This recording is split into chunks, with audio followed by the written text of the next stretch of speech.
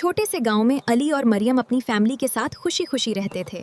दोनों बहन भाई बहुत शरारती थे, लेकिन दिल के बहुत अच्छे। रमज़ान के आगाज़ पर इमाम साहब ने बच्चों को बताया कि जो अच्छे अमाल करता है वो अल्लाह के नज़दीक नन्हे चिराग की तरह चमकता है।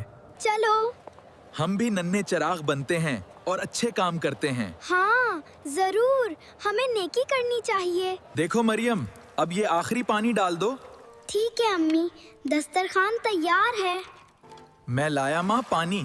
घर में प्यार भरा माहौल था।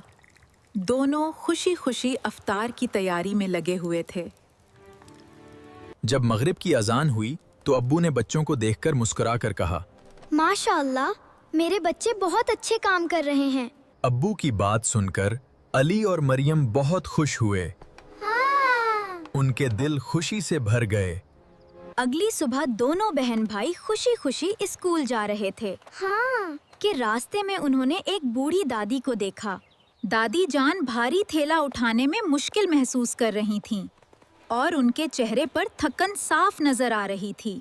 दादी जान, हम आपकी मदद करते हैं। बहुत शुक्रिया बच्चों।